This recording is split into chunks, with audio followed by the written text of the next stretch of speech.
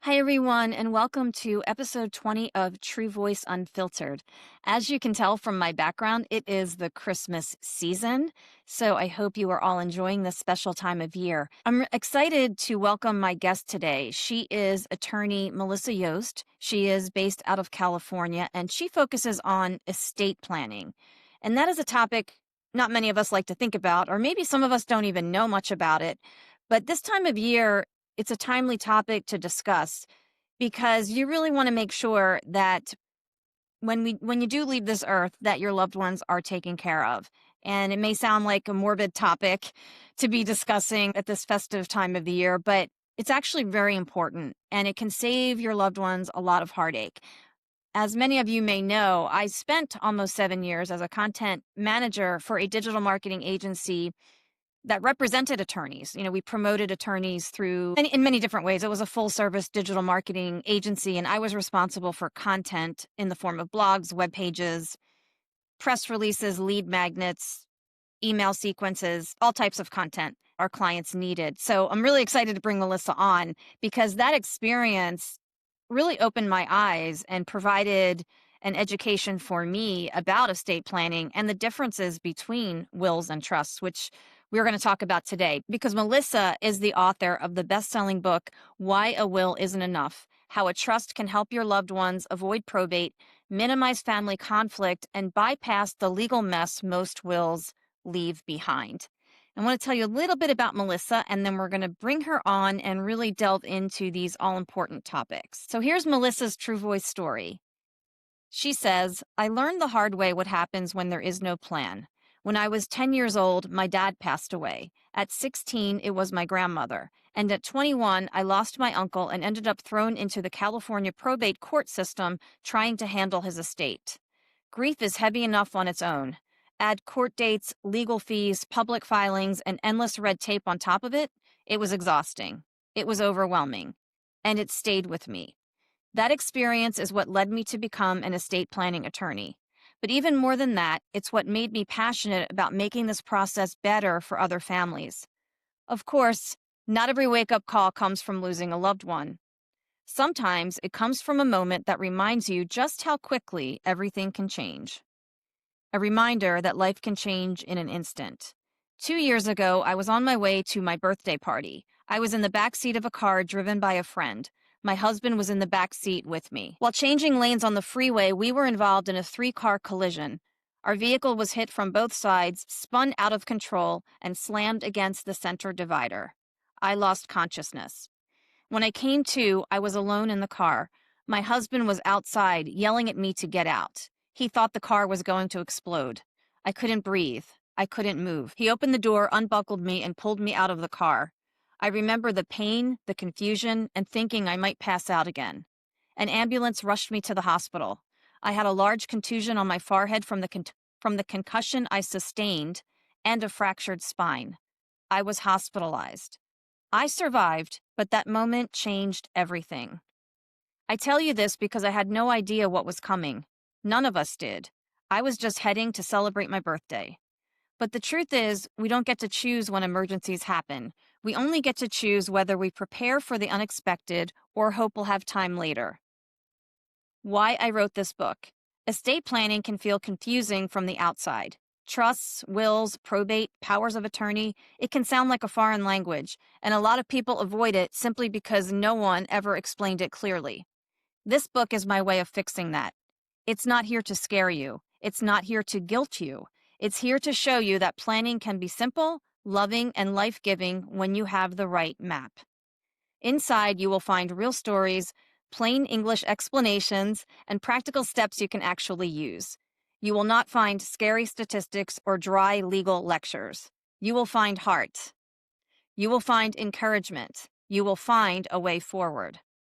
What you will learn. Here's what you're about to discover. Why wills alone are not enough to avoid probate. How the probate process works, and why you want to avoid it. What a trust does and why it's not just for the wealthy. Why blended families, minor kids, aging parents, and even modest estates need thoughtful planning. And how to get started even if it feels overwhelming right now. You don't need millions of dollars. You don't need a law degree. You don't need to have it all figured out. You just need to care enough to take the first step, and you've already taken it. This book is not about being perfect. It's about making choices that honor your family, your story, and your values. If you're willing to begin, you're doing more than most people ever will. Thank you for trusting me to walk with you. Let's get started. All right, and let's welcome to True Voice Unfiltered, Melissa Yoest, estate planning attorney. This is True Voice Unfiltered, the podcast where raw truth meets real transformation. I'm your host, Daria Anne, ghostwriter, content strategist, and holistic health warrior. No, I'm not a doctor, nurse, nutritionist, or any kind of medical professional, and this show does not dispense medical advice. I'm just an informed patient sharing what I've learned on my own healing journey. I also interview accomplished authors, speakers, entrepreneurs, and functional medicine practitioners who are transforming lives. If you're ready to break free from the sick care system, reclaim your health, and transform your life, you're in the right place. Let's get unfiltered. Melissa Yoest, welcome to True Voice Unfiltered. It's a pleasure to have you here today. Thank you. It's a pleasure to be here. So I'm really excited because not just because this time of year is Christmas, but I think I told you before we went on the air, I spent a lot of years as a content manager for a digital marketing agency. And that's who we represented attorneys, estate planning attorneys. We did all their marketing and did all the blogs and web pages. So the topic we're going to discuss today is very familiar to me. But one of the things I love most about your book is that you really break down these concepts for like the average person who doesn't really know. I mean, I think everybody knows what a will is. I think most people have the misperception that trusts are just for wealthy people. And if you're just sort of, like your average middle class person, then that's out of your league. And so I'm really glad you're here today because I remember when we were at the agency, this time of year was when we would start writing blogs about, hey, it's the end of the year. Please start thinking about your family. We know it's not a topic most people like to discuss, but now's the perfect time to sort of get your affairs in order. So I guess I want to start out by asking you, what made you decide to write this book? Ultimately, just my experiences and why it's important. So, there is that misconception that people think a will is enough. And in my industry, I see it more often than not. I host presentations regularly for people who have heard about a will or a trust. And the idea is to educate those people on what exactly they do need. And so, from my experiences growing up, I didn't know about a will, I didn't know about a trust, and then as I became more educated or as personal experiences kind of shaped my education and my wisdom, it made me realize that people out there just don't know. And so the idea is more about spreading the word to have people understand, to put them in the best possible place if something were to happen to them. Yeah. And you speak from personal experience. I mean, one of the things I love about your book is that you're so willing to share some really difficult challenges you faced, first at the age of 10 with losing your dad. And then I believe at 16, was it your grandmother? And then later on dealing with your uncle's estate and just dealing with, and you're based in California. So can you tell us a little bit more about those experiences and how they shaped your decision to get into this area of law? Absolutely. So when I was 10 years old, my father passed away. It was unexpected. We we didn't know he was going to pass. It wasn't from old age. He just passed away. And he didn't have an estate plan in place. Again, he didn't think he was going to die. He didn't think he was going to pass away. And so, overall, it's my mother and I who are left dealing with the aftermath. But even though he didn't prepare or didn't have an estate plan set up, luckily, we didn't have to go through the probate process. We didn't have to go through the court system. And why I say luckily is because my father and my mother, they were titled on everything together, whether it be the house, whether it be bank accounts. And so being 10 years old and, understanding that my father passed away, I didn't have to go to court. We didn't have to go through the legal system to figure out what's going to happen next. So that was my first encounter with death and trying to wrap my head and understand what occurs when someone passes away. And so again, with the exception my father passed away, we just kind of lucked out not having to go through that probate process. Yeah. And then when you were 16, you lost your grandmother. Now, did you go through probate with that experience? No, when I was 16 and my grandmother passed away, she had a trust. And it was very detailed. She had a house in the Bay Area.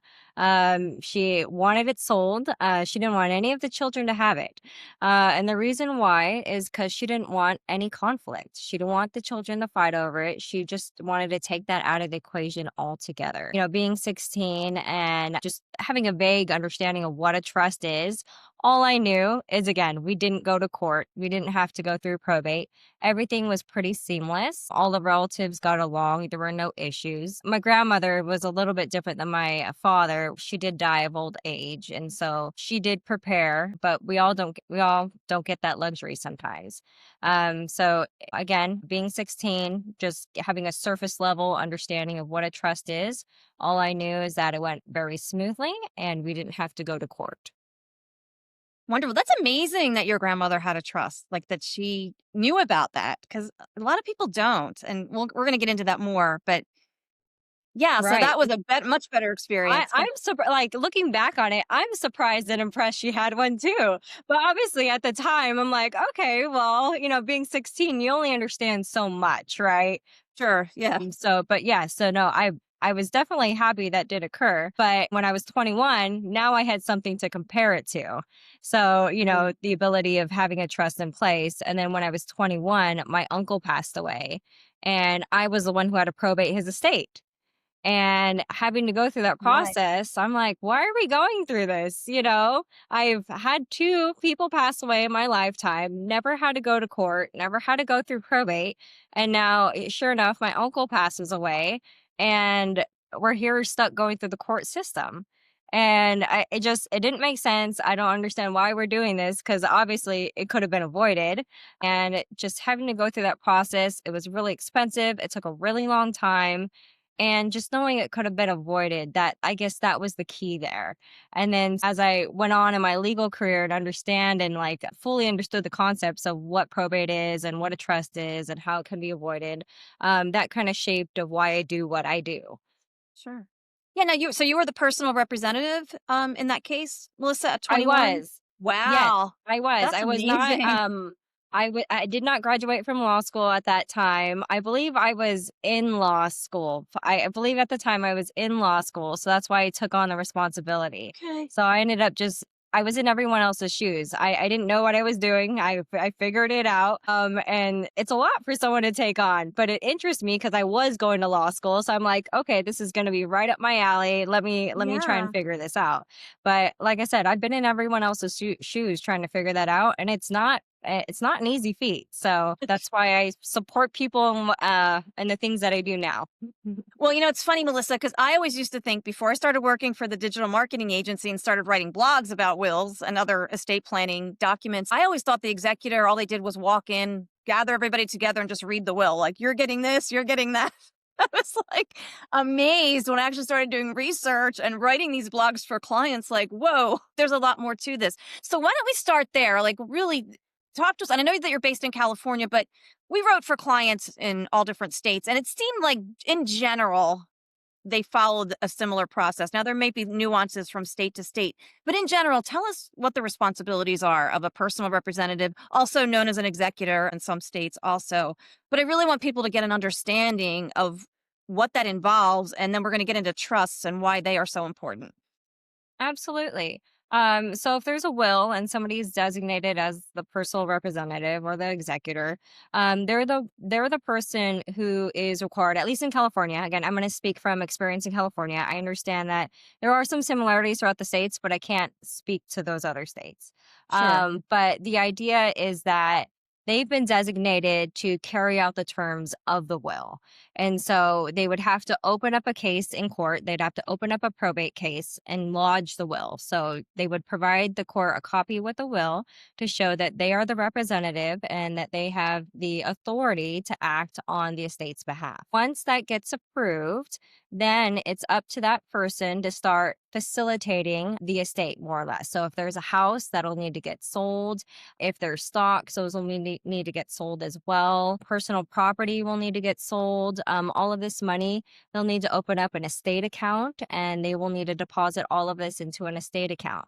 They cannot make any distributions at this time. So they still have to go through the formal process of more or less liquidating everything or providing it to the designated party if that says so in the will. They have a lot of responsibility. Hmm. And it takes a long time. That's always the biggest issue. How long is this Yeah. gonna take? It takes time, just whether you're dealing with banks, whether you're dealing with a court, and whether you're dealing with the sale of a house. Sometimes houses can sit. And so the estate just doesn't get closed up until all of these things occur. And additionally, if we're talking about a will and we're in probate, all of these things need to be approved by the court. So you're on the court's timeline, not Sure. yours. Sure. So And it, that's more or less the responsibilities that are yeah. associated with a personal representative. Yeah, and also, like, if the person left behind debt, don't they have to give notice to the creditors and give them a certain amount of time to, like, collect if the person had credit card debt or whatever, any kind of outstanding Yes, payments and yes. taxes? Yeah. Yeah, that goes along with probate in general. Probate's just a very public process, Yeah. and one of the reasons why is because you do have to provide these notices. So everyone who has an interest in that estate, it's their opportunity to either put in the amount that they're owed or make their appearance if they have any interest in that estate. So they know exactly who passed away, who the beneficiaries are, and how much the estate is worth. It's kinda scary looking at it, right? So yeah, your state's just open for the public to see. So let's talk about trust then. So what are some of the benefits of opening a trust and why are trusts good for everyone? Like I said earlier, a lot of people, and I did too, I had this misperception that they were just for people with, excessive wealth, but really they're for everyone. So talk to us a little bit about that. Yeah. Absolutely. I would say at the bare minimum, anyone with real property, you don't need to have a lot of money. You need a house. They're for everybody. One of the biggest reasons is to avoid probate altogether. I just mentioned probate's very public. A lot of people don't want their stuff out for everyone to see. Trusts maintain the privacy by just avoiding probate altogether. They're able to facilitate the distribution of assets privately without court overseeing that. And how they do that is because essentially when someone creates a trust, they're planning ahead of time and they're essentially taking assets out of their name and putting it into the name of the trust. And that is how ultimately why they're able to avoid probate. Because probate, in and of itself, is the process of retitling assets when you pass away. So if you pass away with assets titled in your name, somebody's got to take them out of your name. And the only way to do that is a court order. So by creating a trust, you're able to avoid probate because you're retitling those assets while you're still alive. So that's one of the biggest Interesting. benefits. And ideally, what can go along with that, I know we didn't touch on it, but probate's very expensive. Yeah. It is very expensive. It's an amount that's dictated by the state. So it's not because someone charges more than someone else. And the idea is that when you set up a trust, it should only cost a fraction of whatever probate's going to cost. And it'll save you the time, the headache, and just the publicity that goes along with probate. Yeah, and so and your beneficiaries of a trust, they can receive their distribution right away. Is that correct? Like with a trust, or at least faster than they would with a will. Faster, yes, faster. I don't Yeah. know about right away. There's still things Yeah. that need to happen, but the idea that with the trust is that whoever the designated representative is, they have immediate access to those funds, and so they don't have to wait for some type of court order in order to gain access. And so as quickly as the person acts, that's as quickly as or the beneficiaries can receive their share. Yes. So it's the trustee, correct? Is sort of like if we were like making a comparison to a will, would be sort of like what the personal representative is for a will, the trustee is for a trust, correct? Is like they're the person that oversees the distribution, is that right? Yeah. Okay. So I bet when you work with people and they are setting up a trust, like that's a really serious consideration. Well, also even for a personal representative, but I mean, in terms of a trust, like that's a lot of responsibility to give to someone. So do you help your clients kind of think about who would be able to handle being their trustee and making sure that their assets are distributed properly? Absolutely. And usually, what I recommend, above all else, the quality that is most important is someone that they can trust, that will Yeah. do the right thing.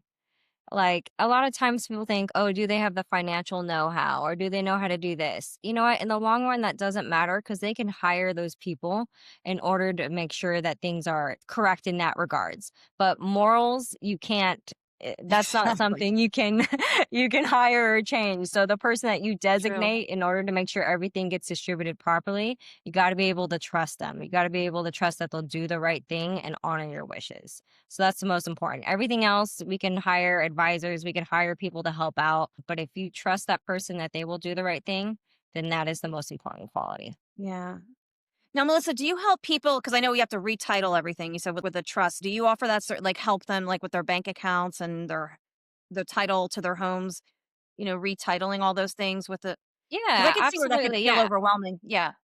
Yeah, we provide that absolutely. So we do provide that as a service, and so we help retitle their homes. We help retitle bank accounts. We help retitle stocks and bonds for retirement accounts. We help change the beneficiaries on those accounts to make it the trust. We always want to make sure that for IRAs, 401ks, life insurances, that the beneficiary is the trust in that regard. So not actually necessarily changing the account name, but for those changing the beneficiaries. Yes, Okay. but we do provide assistance with that as well. That's excellent because I could see where that could be a little overwhelming for people. Just that whole process, especially if they have a lot of different accounts, life insurance, what have you, homes, vacation homes, things like that. Yeah, So, and a lot of times we see, so someone might come to me because they want me to review their trust that another attorney has already done, right?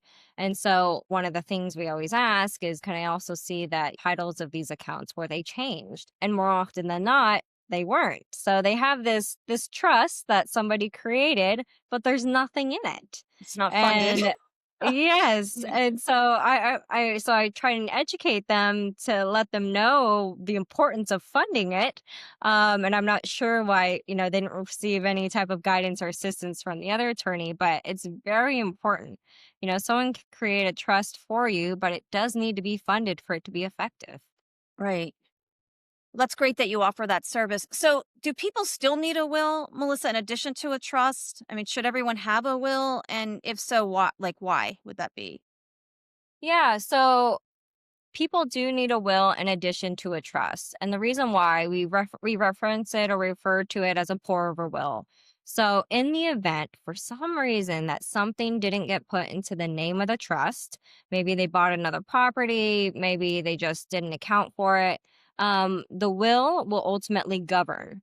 The will may still go through probate, but at least it will tell the court what you would like to do with your assets. It'll usually reference the trust or tell them to put those items into the trust so they're distributed accordingly. The idea is that it's kind of a fail safe. So just in case, everything didn't get properly funded, we just want to make sure everything still gets distributed according to your wishes. Sure. And I could see that happening because life doesn't stand still. It's constantly evolving. So people maybe get married, get divorced, get remarried, have a baby. Just things are just constantly changing. Or they buy a new house and I could see where it'd be easy to forget. So a Hmm. pour over will sort of is like that fail safe, like you said, just in case that happens. So Absolutely. One now in thing that I case, also is like when people refinance their homes, the lender doesn't put it back in the name of the trust. And I don't know why they don't do that. So that happens oh a lot. no. Oh my Mhm. God, that's a great point because people refinance often too. And Mhm. I remember in blogs, we would tell, or a lot of our clients that we serviced would recommend they every 3, 6, 9 years, or just this regular cadence of, hey, we stay in touch with you because life changes and we want to just make sure that your estate plan is evolving with your life to match your needs. Is that something that you Yes. check in with people every so often with your clients? Absolutely. Yeah, depending on what plan they on or how often. So we either do it every year or every 3 years. And those would be the indicators of usually when something changes. 3 years at the max. Usually something has changed in your life every 3 years. That's would be a good indicator of saying, "Hey, come on in. Let's just take a look. Maybe nothing changed. That's fine, but at least let's make sure to see if anything else that we need to update in your trusts because trusts are not one and done. They do need Right. to be updated as the person evolves and changes throughout their lifetime. Now, Melissa, are there different types of trusts? For example, special needs or pet trusts, things like that. Can we talk a little bit about the different types of trusts that are available?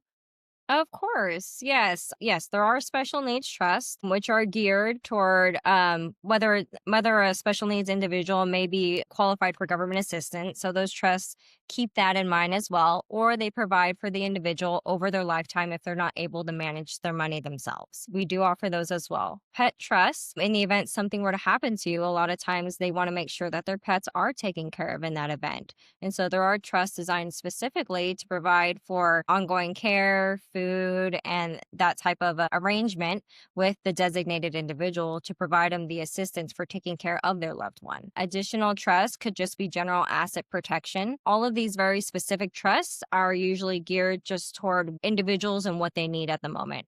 But there are Sure. many trusts out there. I would say those would probably be the most popular in the sense, and along with obviously the general revocable trust, which is one that you can make changes throughout your lifetime. So, depending on what your needs are, we may recommend different types of trust, but usually for the general public, I would say revocable trusts are what we would recommend. And an Mhm. irrevocable trust can't be changed unless under really extreme situations. Is that right? You'd have to go to court and just really Yes, it is like, a yeah. process. So, Yeah. usually Figured. we're like, "Are you sure?" Yeah. Yeah, but, those are usually set up for a very specific purpose. I mean, we have medical trusts, there's a Sure. lot of trusts out there as well. So, like, with the asset protection one that's irrevocable, maybe in the case, like, I think you just mentioned it, like, for Medicaid planning, is that where that would come in? Perhaps, like, to show that if their assets are in a trust, it helps them to qualify? Correct, yes, yeah, Yeah. any type of usually government assistance so it doesn't interfere, correct, yes. Additionally, we also offer trusts in conjunction with revocable trusts, so there are things that you can do. So when you set up a trust, you're setting it up for your lifetime and what happens after that. However, when you leave your assets to your beneficiary, you have the ability to leave it in trust, or you have the ability to have it distribute outright. So one of the things we offer is like a lifetime asset protection trust, which is a trust that the beneficiaries themselves can utilize throughout their lifetime. They can put things in, take things out, and it provides additional protections, whether it's from creditors, divorce, and that type of thing as Mhm. well. Yeah, that's excellent. Yeah, I remember a situation where, these clients, I think they never changed their will, getting back to a will, and I don't think they had a trust, and then the money they were concerned because the money was going the son was divorced, but the money still went to his wife because nothing was ever changed. Like, she was they Hmm. wanted to go to their grandkids and their son, but it was too late. So, Yes, lots of stories like that. yeah, that happens more often than not. So there are ways that you can set up trust to prevent that from happening. Yeah. So, what are the biggest issues, I guess, Melissa, that you see when you work with clients? Are there, like, when people come to That's you, what are very broad. yeah, I'm sure, yeah, just but what are some things you see most often, I guess, or just when I somebody would comes to say so. Usually, are in this context, are we talking about someone who doesn't have a trust or someone that's come after the maybe fact? well, how why don't we take both scenarios? Do you see both clients in both Yes, of of those course. situations? Yeah, So, so yeah. Well, the first and foremost, I know I'm kind of repeating myself, is that people they come to me, oh, I need a will, and I try and educate them. No, you need more than a will. You need to trust, especially for the assets that they have. We're like, oh, well, I don't have that much. Well, that's usually not, the context of what it provides. Even if you don't have a lot, you have enough that would warrant that person for needing a trust in order to avoid probate, in order to make sure everything is distributed properly. sure. Additionally, a lot of times, and then I speak from experience as well, blended families. So people who have children Right. from a prior marriage, a lot of times they want to make sure that the children from the prior marriage are taken care of for. But there is a worry that things can change. And so ultimately, we try and educate them to say, hey, we can set up a trust to make sure that your intentions are honored, even if you do pass away. So nobody can change anything once that's done. So there's those situations as well. A lot of times, and I hear this a lot, a lot, a lot. Sometimes people will leave all the money to one of their children and they're like, oh, I trust the child to distribute it to everybody else, right? And then I'm like, oh, no, no, no, no, no, no, no, no. Like, that's their Bad version move. of trying to, yes. Yeah. And I'm like, oh, no, that's like a recipe for chaos and mayhem. And I've seen it so often that Wow. siblings get upset because they didn't get their share and they end up suing. And then it My. tears the family apart. So it, yeah, unfortunately, I've seen so many different scenarios where people have either tried to avoid, or maybe they just didn't know, setting up a proper estate plan, whether it's like, so someone will have life insurance. And again, the scenario like I presented, they'll leave it all to one of the kids and they'll hope that they'll distribute it to the rest of them.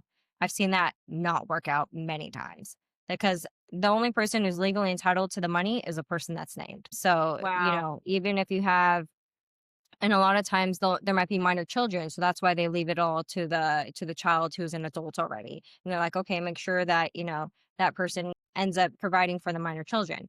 And again, they're not legally required to, and all too often we see it not pan out the way they had intended. So the only way to make sure that your wishes are honored is to set up a trust, to set up that estate plan, to make sure that happens. Additionally, we see families put their children on the name, on the deed to their home to try and avoid probate. And that is the most expensive mistake you can ever make. That is, oh, that is the number one thing. Wow. Don't do it. But sometimes by the time they come to us, they've already made that mistake. And that the financial cost of that is greater than, I don't know, greater than going through probate, greater than, Wow. setting up anything else. So it's just very expensive. So I would say those would be the main things that I see prior to. Um, did I answer your question at Yeah, least there? absolutely. No, no, I was just curious, and yes, I have, again, I've written blogs about that too, where people have this misperception if I put them on the deed to the house, like that takes care of everything, if I add them, and Yeah, but the yeah. amount of money that it costs them, just the initial cost is the reassessment of property taxes. Down the line, capital gains, the amount that capital gains Ugh. tax that the children will have to pay whenever they do sell the house, that's where the money, the financial cost comes in. And that amount will be greater than whatever you paid in probate. Yeah, wow, that's crazy. That is really crazy. hmm Now, Melissa, do you help people with probate administration? Like, do you help personal representatives? Let's just say somebody was named a personal representative in a will and now they have to deal with all this stuff. Is that a service that you guys offer? Yes, of course. Yeah. So, yes, we help with estate planning, but we also help if you didn't plan your estate either way. So we've Yeah. got you on Sure. either end. We do help with probate and going through that process and making sure that everything is as seamless as it can be. Sure. The barriers as far as what it costs and the time it takes, that's just nothing that we can do to, it is what it Sure. is at that point. But yes, we do help with that process to try to make it as seamless as possible. And in addition to that, maybe someone else drafted a trust for somebody and now they're in litigation. We help with that too. So Yikes. yeah, we assist with trust litigation. We haven't had to defend any of our trusts, luckily. So it's usually one that someone else has created. And so either the language isn't there or children have been cut out for whatever reason. We assist with that as well. Sure. And hopefully somebody that comes to you as a personal representative says, by the time they go through that process, says, you know what, I'm ready to do my estate planning. Cause I would think that like having the experience like you did at 21 would inspire someone to get their estate planning documents in order pretty quickly. That is very true. Yes. Usually the people who have personal experiences, they already know they need it. So Yeah. now they just have to do it. There's really nothing else I need to tell them because they've already seen it with their own eyes of what probate is, or maybe they've seen the difference between a family that had a trust and a family that went through probate. So Sure. that in and of itself, people just want to avoid it altogether, or just the conflict between siblings. So So, Melissa, you said you do webinars, free webinars for people? Are those in So person we or actually do virtual? in-person presentations. We actually haven't Okay. set up webinars yet, but we are in the Okay. process of it to reach a broader view and network. But we currently do in-person presentations, and that's in Sacramento here. So, but yeah, we offer them about twice a month, and sometimes a little bit more. And the idea is that just education. The difference between a will and a trust, what an estate plan is, why you need it. Um, the idea is that the more people who are aware, hopefully the more people end up setting one up. The idea that I don't want you to go through probate, but I'm here for if you do. But either way, again, me and my experiences having to go through that process, not knowing what probate was, but end up being thrown into it, at 21, it Sure. can easily be avoided. No one needs to experience probate. And so this is my way of trying to kind of prevent that from happening. Sure. And how can people sign up for these? What is your website and where can they register to Absolutely. attend? So our website is www.yoestlaw, yoestlaw.com. And from there, you can sign up for our presentation. Otherwise, we do advertise on social media, and there are links to our presentation as well. You can just search Yoast Law on Instagram or Facebook, and we're more than happy to sign you up for our presentations. Excellent. And Melissa, you can serve people throughout California, though, or do you? Like, even if say they're in Los Angeles and they want to work with you, as long as they're in Yes. California, you can serve them. Yes. Yeah, all over California. More than happy to help. Yes. Yeah, that's awesome. And I can't let you go without asking you just about writing your book and what made you decide to put your book out there and just what was that process like? Because you've got a lot of 5-star reviews. I was checking it out on Amazon this morning before our I'm interview. very So, grateful for that. Yeah, yeah. definitely very grateful. I am appreciative of that as well. What motivated me to write the book? Again, education. This is why we do the presentations. I think it's so important for people to know the benefits of having a trust and why. And so, like my title book, Why a Will Isn't Enough. Again, I don't think enough people know about it. So the more people that I can reach, that's my goal. And I am really just focused on education. I would love your Hmm. business, but that's not what's important to me. The Sure. idea is that I rather have you know what you need or at least give you a concept of what it is. And then hopefully the rest is in your hands to kind of pursue it. So that's the most important to me. And then I also hope that maybe some people can connect with my personal experiences. Maybe it's Yeah. something that they went through as well. You know, we don't know when we're going to die, but we all are. So, Well, how prepared can you be for when it happens? You know, my father passed away and we didn't expect it. He wasn't old, but it just happened. We can sure. all pass away at any time. And then in my book, I did also mention, you know, I was in a car accident Yeah. and I fractured my spine, broke ribs, like I was unconscious. So it was it was an experience. You know, I was a passenger in a car and I didn't expect that Yep. we were going to get in a car accident. We're actually on the way to my birthday party. So, you know, life can happen at any moment. Sure. Whether or not you expect it, it's going to come. And so the idea is that we need to be prepared for whatever life has to throw at us. And so I just want people to be in the best possible place and not procrastinate, not put it off, and Hmm. understand ultimately the benefit of putting something in place. Not necessarily the consequences, but the benefits. Because this, you know, Yeah. ultimately you're doing this for your family. You want your family to stay together. You don't want your family to fight. You want your family, you know, to be in the best possible place if something were to happen to you. So that's what's the Mhm. most important to me. Yeah, so it's really peace of mind because we can't control what happens in life. But if you know that you have everything set up and your family is taken care of, at least you have the peace of mind of knowing when the unexpected happens, right? Because we know it will. We call it unexpected, but we know we're all eventually at some point going to leave this earth. But at least you can pass with that peace of mind that you've taken care of your family and your loved ones. So important. That's right. Yeah, the peace of mind. That you've said it perfectly.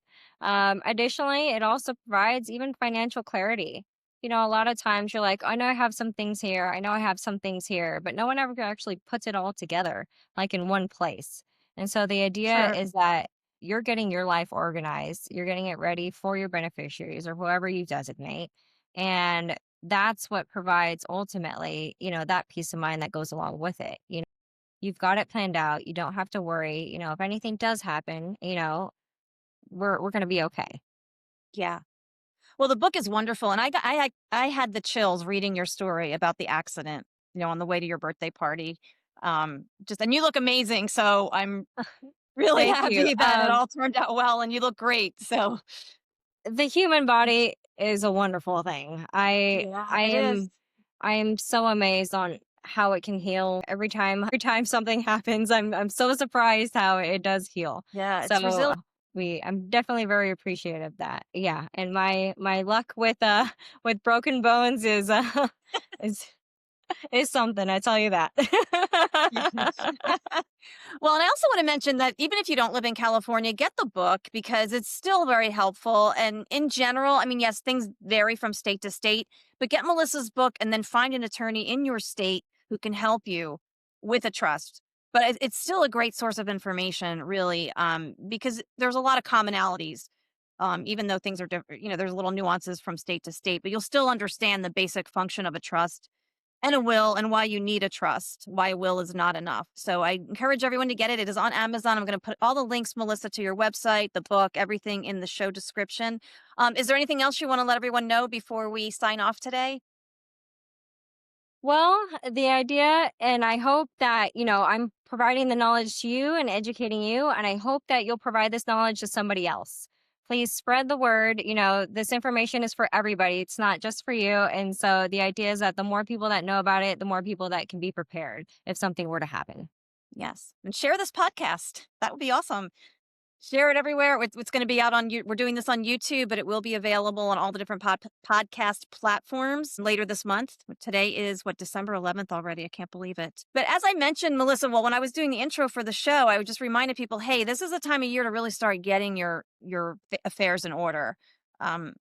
People are usually, reminiscing or spending time with family. Well, this is the best gift that you can give your family, is to really sit down, get a trust, get your estate planning in order, and work with someone like you to make sure everything is done properly. That's another quick thing I want to add too. Like, don't DIY it, people. I know this is the internet and you can go online, and I've written a lot of blogs on that topic too. So if you're in California, you need to see Melissa to do things properly. So Yes, I'll second that. Please don't DIY. Like I said, I'm in litigation for trusts and wills all the time. Do not DIY. oh my gosh. Yeah, it's crazy. It's crazy. Yes, work with a professional. You're worth it. Your family is worth it, and you want things done correctly so that your family isn't fighting after you're gone. Well, Melissa, thank you so much. It was really a pleasure interviewing you today. And do you have any other future books you're planning to write before we? I keep saying that. Yes, I do have one in my mind that possibly might come to fruition sometime. But yes, but it'll be in a little bit. So to be continued. All right. Well, I'll look forward to that. We'll bring you back on when that book is out there. But congratulations, because your book went to bestseller in several categories. It's got 5-star reviews on Amazon. And you could tell it's reaching a lot of people. And from the reviews I read, people love that it's just so easy to understand. You really explain these legal concepts in just a down-to-earth way that people can relate to. So Thank thank you. you for I doing that. appreciate it. And I appreciate the readers as well. Excellent. All right, everyone. Well, that's going to wrap up episode 20 of True Voice Unfiltered. Melissa, thank you so much for joining me. And we will talk to you soon.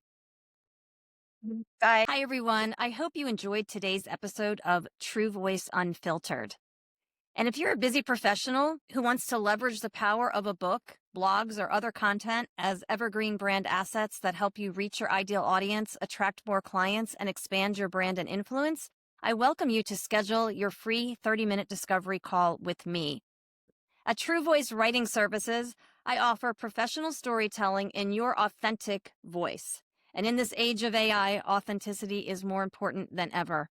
I have ghostwritten over a dozen books, edited many, many more, have written SEO optimized blogs for the past 10 years, and I know how to project your voice, infuse your voice in all content, set you up as the authority and trusted guide in your field, and help you enjoy greater success with personalized content that speaks to your audience. So go ahead and contact me at truevoicewritingservices.com. You can click on this contact button. Reach out to me today. Tell me your story over a virtual cup of coffee. I just ask you to complete this little mini questionnaire, I'll call it. Just a few questions to help me understand a little bit more about you and your business and what your goals are with your content, whether it's books, blogs, press releases, lead magnets, email sequences. I offer a variety of writing services, and I certainly have experience ghostwriting full-length books that my clients use to leverage other things, such as an online course, mastermind groups, one-on-one coaching, workbooks, and other CTAs, which are calls to action. So I invite you to visit me at truevoicewritingservices.com, click on the contact page, reach out to me today. I help purpose-driven professionals transform ideas and expertise into compelling content that builds authority, nurtures trust, and inspires action. With decades of experience ghostwriting books and writing strategic content across multiple industries, I apply clarity, creativity, precision, and your unique brand to every project. Your book is your brand, and I look forward to helping you express yourself through the written word. Contact me at truevoicewritingservices.com and let's schedule your complimentary 30-minute discovery call today. Thanks for listening.